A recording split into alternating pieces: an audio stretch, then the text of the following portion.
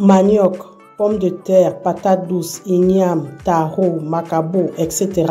Autant de tubercules qui font partie de nos habitudes alimentaires sur le continent. Nous gagnerons à valoriser ces tubercules et surtout à les consommer, car ce sont d'excellentes sources de nutriments, d'excellentes sources de glucides. Vous avez également dans ces tubercules des vitamines, notamment la vitamine A, la vitamine C. Vous avez du zinc, du fer, du magnésium et pour certaines, du potassium.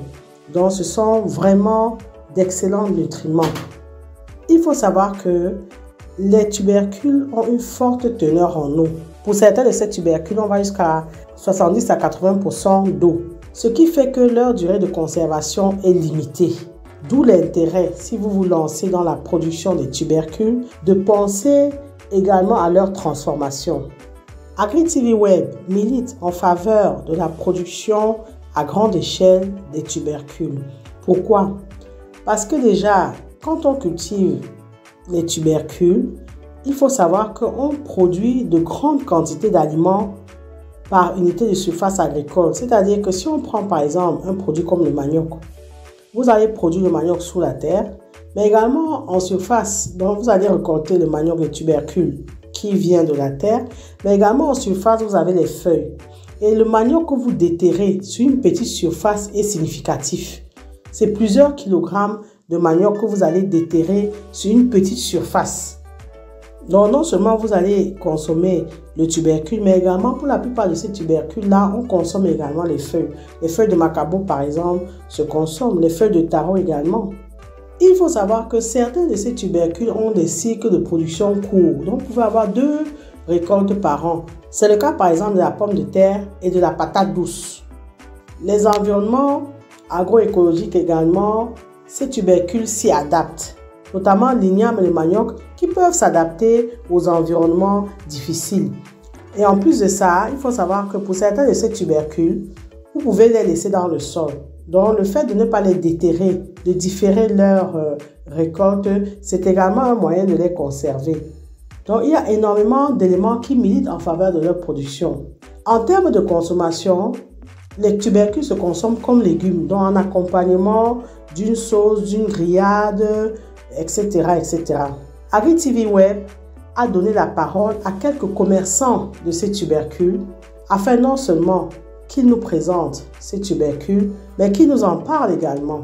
Moi, je me nomme Kamgia Valérie, au marché Sauce. Sinon, je fais dans la vente des pommes il y a de cela plus de 3 ans déjà. Mais les difficultés que nous rencontrons maintenant, c'est parce que actuellement là, c'est la saison pluvieuse et les voitures pour monter avec la marchandise, c'est pas facile. Il faut sortir, il faut payer d'abord les gens qui transportent du champ pour la route. Or, quand il pleut comme ça, on est obligé de les payer doublement. Et le transport aussi prend un coût. Donc, ce qui fait que actuellement, nous prenons un sac de pommes à 40 000, 42 000. Parfois ça monte, bon, parfois ça descend. C'est-à-dire ça n'a pas un prix fixe. Ça dépend selon la période. Bon, tu peux aussi arriver, nous arrivons parfois au marché, nous trouvons qu'il y a l'abondance. C'est quand il y a l'abondance maintenant que les prix baissent légèrement. Or, là maintenant on peut vendre le seau, peut-être le sac revient à 37 000, parfois 35 000. Bon, parfois ça descend jusqu'à 30 000. Et là, nous vendons le seau à 1500, parfois 1800. De 1500 à 1800. Or, maintenant, quand ça monte déjà à 42 000, comme actuellement, nous vendons le seau à 2500. Comme par exemple, le seau-ci, ça c'est un seau de 2500 francs. Ici, c'est un seau de 2000.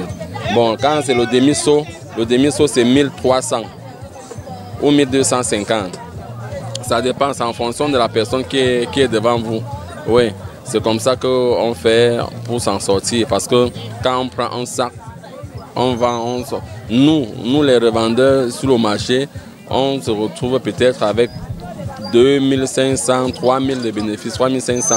Si tu parviens à finir le sac là en une journée. Or, si tu ne finis pas en une journée, c'est que c'est toi, tu deviens d'office perdant. Parce que dans ça, il faut manger, il faut payer le ticket, il faut payer ceci, il faut payer ça. C'est simple à conserver. À dire, nous qui revendons, nous avons la possibilité. Parce que si nous vendons un sac par jour, déjà, c'est bon. Or, si la cliente te dit qu'elle ne veut pas consommer ça tout le même jour, tu demandes à la cliente d'arriver chez elle, elle enlève ça dans le plastique, elle peut mettre ça dans un cajot ou dans un panier, oui, pour prendre petit à petit pour que ça ne se gâte pas. Or, ici chez nous, nous sommes en saison pluvieuse. Quand il pleut là, nous couvrons juste. Or, et quand il pleut sur les pommes, on est obligé de vite liquider pour que ça ne pourrisse pas entre nos mains. Oui, nous les vendons à vil prix pour que les commerçants aillent aussi consommer aussitôt. Ce qui m'a motivé à faire dans ça, c'est que avant je vendais, j'avais ma poissonnerie juste derrière moi. Bon, j'ai laissé la poissonnerie parce que ça avait tellement de papiers, il fallait payer les impôts, il fallait payer la location, il fallait payer le gardinage, il fallait. Oh, j'ai vu qu'en vendant les pommes vraiment, en ayant peut-être 3 000 ou 2 500 de bénéfices par jour, je vois que c'est encore mieux que d'être dans la poissonnerie où tu payes tous ces papiers-là qui ne servent à rien, qui ne nous avantagent pas, nous les commerçants. La terre ne trompe pas. A dit déjà ici, là, quelqu'un qui vend comme moi là est 1000 fois mieux que quelqu'un qui a même un salaire de 150 000. Parce que moi, personnellement, on ne peut pas me déplacer ici pour un salaire de 150 000 et dire que je m'aventurerai pour ça, non. Bon, dans ça, a dit que ça ne serait pas facile, que c'est moi qui sois au champ pour cultiver, c'est moi qui récolte, c'est moi qui viens vendre sur place. Or, c'est au fur et à mesure, plus tu vois ton gain, plus tu t'organises comment faire pour mettre les gens au champ. Déjà, d'abord, il faut avoir l'espace, il faut avoir le terrain. Or, si tu as déjà le terrain, il faut avoir les gens de confiance.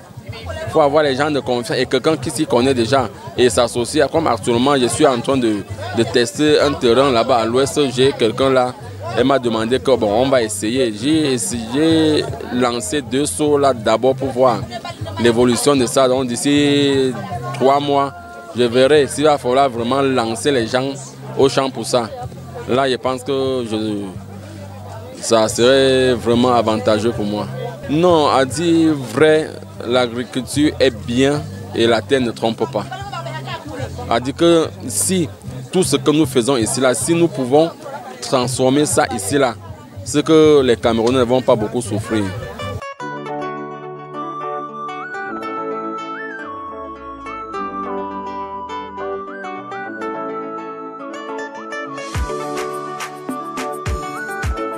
Je m'appelle Madame Ducou Hélène Bibiane, je fais dans le tarot Marché Sauce. Je suis dans le tarot, ça fait aujourd'hui 30 ans déjà. Ouais. Bon, comme vous le voyez là, c'est le tarot Macumba. Et ici, c'est le blanc de l'Est. Là, c'est le Macumba. On le prépare comme le macabo, on peut manger avec les légumes. On peut aussi le piler si on le veut. On mange avec la sauce jaune. Et là, déjà, c'est le tarot blanc. Ça, c'est le bafia. Comme vous voyez, ça se présente différemment de l'autre. Ça, c'est le bafia. Et là, c'est le tarot de l'Est. On pile aussi. On peut le piler simple, comme on peut mélanger avec le macumba. Oui. Là, c'est aussi le macumba. Il y a une différence entre les 2 types de tarot. Le rouge que vous voyez là, c'est ça qu'on appelle généralement le Congo. C'est net comme le macabo. Donc, on peut faire bouillir, on mange avec les sauces. Maintenant, là, c'est le blanc, c'est uniquement pour piler. Parce que quand tu ne cuis pas à fond, ça gratte à la gorge, ça gratte. Donc il faut vraiment cuire ça à fond et c'est doux, c'est mou. Par contre, celui-ci est un peu solide, comme le macabo. On les fait 1000 francs, 2000. Bon, ça dépend aussi des saisons. Il y a les saisons, quand c'est cher, on va jusqu'à 3000. Voire même 4000, pourquoi pas. Ouais. Donc ça dépend. C'est ça que je dis, ça dépend des saisons, parce que c'est des tubercules. On cultive. Bon, quand la saison est, quand il y a manque, on vend un peu cher. Et quand il y a l'abondance, vous allez venir ici, vous allez trouver ça un peu de partout. Parce que là, il y a l'abondance sur le terrain. On vend moins cher, 1000 francs, 2000, même 500. Oui, pour celui comme ça, le client qui n'a pas assez d'argent, lui donne pour 500. Quand le marché est un peu difficile comme maintenant, parce que les parents sont concentrés sur la rentrée scolaire, on a les pertes, les tarots qui se pourrissent et tout et tout et tout. Et pourtant, on achète excessivement cher pour le moment. Oui, la seule façon de conserver le tarot, c'est de percer les sacs, comme vous voyez, j'ai fait là. Ça ne doit pas chauffer, parce que plus ça chauffe, ça cuit. Oui, on perce les sacs, on déchire les sacs, on déchire, on laisse à l'air nu. C'est la seule conservation qu'on a. Parfois, je vais en brousse, mais comme c'est un peu rare maintenant, on appelle. On nous livre et on envoie l'argent. Oui, c'est comme ça. Toutes les tribunes le mangent. Les Bassa, les Bamileke, les Beti, les Banen. Oui, tout le monde mange le Congo. Par contre, le taro blanc, là, c'est beaucoup plus les Bamileke et les anglophones. Oui, qui connaissent ça. Donc, le tubercule le plus mangé ici, c'est le Congo.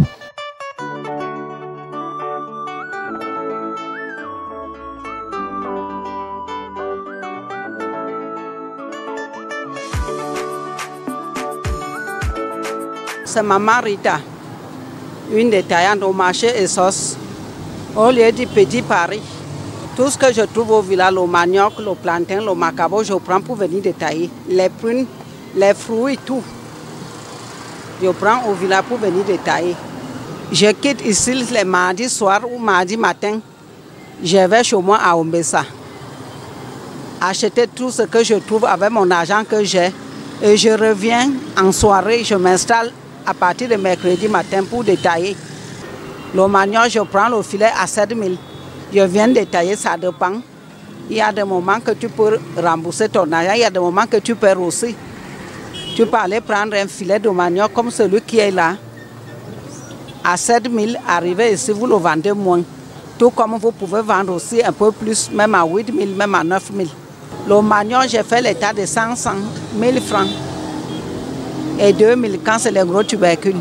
Le manioc, je le conserve comme ça. Quand il y a un reste, je rentre avec chez moi. Le matin, je reviens. C'est pour ça que je fais un effort de le vendre le même jour, de le détailler, que ça finisse. Parce que c'est une denrée qui périt facilement. Ça ne conserve pas comme le reste. Le problème, c'est le transport. Le transport est trop cher. Actuellement, le transport est devenu trop cher. On peut acheter la marchandise à un prix abordable, mais le prix de transport fait que tout devient très cher. On ne s'en sort pas. Même quand tu vas aller acheter un régime de plantain à 3 000 pour venir vendre ici à 4 000, tu ne t'en sors pas, tu n'as rien de bon dedans parce que le transport t'a déjà coûté au moins dans les 700 pour un régime de plantain. Comme moi, je prends le car qui me laisse à Olembe ou alors à Emana. Avant de prendre le taxi qui m'amène jusqu'ici à Essos, jusqu'à mon point de vente ici. Donc, double transport, c'est très cher. Les femmes font les achats selon d'abord les moyens. Donc, il n'y a pas à dire qu'il y a un vivre qui passe le mieux. Ça dépend du prix de ce que tu mets mieux. Quand c'est le moment de la patate maintenant, les femmes préfèrent acheter la patate pour aller nourrir les familles avec parce qu'il est nettement mieux. C'est des gros tas de patates qu'on met souvent ici à 500. Des très gros tas de patates 500. La femme prend ça, un tas, elle est sûre d'aller nourrir sa famille. Donc, il n'y a pas de vivres qui passent mieux. Ça se passe selon la période. Comme maintenant c'est la période de la patate, ce qui fait qu'il y a beaucoup de patates dans le marché. Les femmes préfèrent nourrir la famille avec la patate. Quand ça sera encore un peu plus cher là, elles vont virer autre chose qui sera abordable dans le marché en ce moment-là. Donc il n'y a pas à dire que c'est ça qui est mieux ou pas. Ça dépend de l'abondance et puis comme j'ai dit, du prix. Parce que c'est la patate qui est abordable maintenant. Le filet est à 5 500, 6 000. Alors tu viens verser les gros tas de patates, de patates à 500. Les femmes ramassent facilement. Problème de transport qui est vraiment un handicap pour les Bayam Selam. Vraiment le problème de transport dans les villages comme même sur nous qui prenons la Selou. Parce que les chauffeurs se plaignent, les chauffeurs, les responsables des voitures disent que l'essence est chère, tout doit être cher aussi.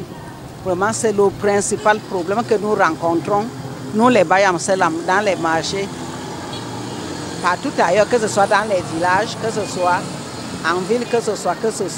Je suis née dans le commerce, j'ai fait mon commerce depuis longtemps et je continue, je persiste dans le commerce parce que je ne sais pas rester assise. J'ai déjà des petits-enfants qui ont besoin de ceci, besoin de cela. Donc je veux aussi apporter ma quote-part en tant que grand-mère dans la famille.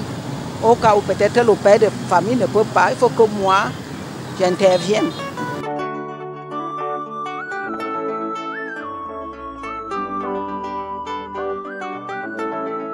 Bonsoir, je m'appelle Sylvie. Je suis Bayam Salam depuis 5 ans à la première chapelle Mimbouman. Je vends les tubercules, le manioc, le macabo, les plantains, les ignames, le coq, les noix, les légumes, toutes sortes de légumes en fait. Mais dans cette activité, ce n'est pas facile. Beaucoup de difficultés. La première difficulté, c'est notre état de la route. Parce que vraiment, tout le bénéfice que nous travaillons, ça part sur le transport. Je vais à Mvoratambala acheter ma marchandise, mais à partir de Mvoratambala pour la première chapelle, ça me coûte excessivement cher. Parce que la route est enclavée. Les taximans qui me transportent refusent parfois même de me porter avec l'état de la route. Donc, il y a vraiment les difficultés en ce domaine. Et puis, quand je rentre, les difficultés aussi avec les clients. Ce n'est pas facile. Le commerce même, ça ne passe pas. Voilà les difficultés. Parfois même, on tourne à perte.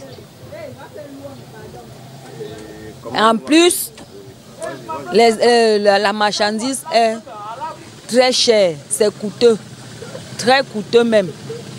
De sorte qu'on ne s'en sort même vraiment pas. Parce que tu peux te retrouver en train d'acheter une marchandise chère quand tu reviens détailler. Peut-être même tu retrouves encore rien que ce que tu as acheté. Et parfois même quand ça ne passe pas, tu tournes à perte.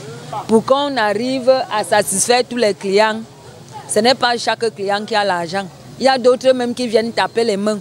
Peut-être que le tas de manioc que tu vends à 1000 francs, le client va supplier de lui vendre ça même à 800. Parfois même, ce n'est pas tout le monde qui achète au prix que tu as exposé. D'autres même, le tas de macabo de 1000 francs, il va te dire que donne-moi ça à 700. C'est fort, il n'y a pas. Les gens se plaignent qu'on mesure, on mesure petit, mais c'est le coût d'achat. C'est ça qui fait en sorte que nous aussi, on mesure la manière qu'on mesure là. Ça ne vient pas de nous, c'est parce que c'est coûteux, c'est cher. Et les gens qui vendent aussi cher, ce n'est pas de leur faute. Les routes sont enclavées. D'autres même sortent de très loin. Quand il arrive au marché, il est obligé de faire aussi avec ce qu'il trouve. Donc, ce n'est pas seulement nous. Quand il n'y a pas le marché, je suis obligée de mettre dans les sacs et attacher. Là, au moins, ça peut faire 3, 4. Mais en période pluvieuse, il n'y a pas assez d'inconvénients. Parce qu'il y a la fraîcheur. Mais c'est en saison sèche que vraiment, nous-mêmes là, ça ne donne pas. Parce que si tu achètes un manioc aujourd'hui et qui n'est pas fini, demain, ça commence déjà à noircir. Et les clients n'aiment pas quand ça commence déjà un peu à noircir. Tel que soit ce que tu vas expliquer aux clients, que non, ce n'est pas gâté, c'est juste parce que le soleil a frappé, mais c'est encore bien. Quand tu mets dans la marmite, ça va cuire, tout ça. Mais d'autres n'acceptent pas. Le macabo, quand même, c'est une tubercule qui met long. Ça peut te faire même 1 semaine, 2 semaines, ça dépend de la manière que tu conserves. Oui. Oui, la patate, c'est un truc qui met aussi long. Mais la seule difficulté, c'est le manioc. Parce que la durée du manioc, c'est parfois 3 jours, 4 jours, quand c'est la saison pluvieuse. Mais en saison sèche, vraiment, c'est la cata.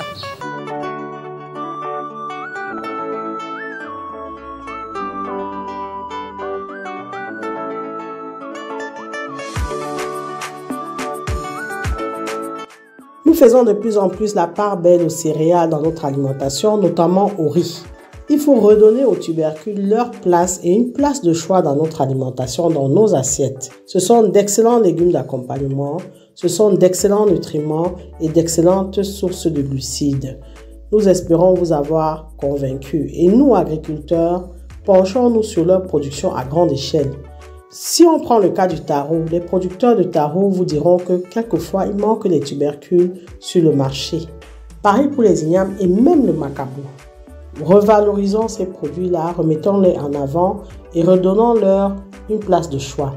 Merci de liker, de commenter, de partager la vidéo si vous pensez qu'elle vous a été utile. Abonnez-vous à notre chaîne AgriTV Web et activez la cloche de notification si ce n'est encore fait pour ne pas manquer nos prochaines publications. Et rappelez-vous toujours et toujours que savoir est le point de départ, mais c'est agir qui fait et qui fera toujours toute la différence. Maintenant que vous savez, place à l'action, cultiver, consommer, manger des tubercules.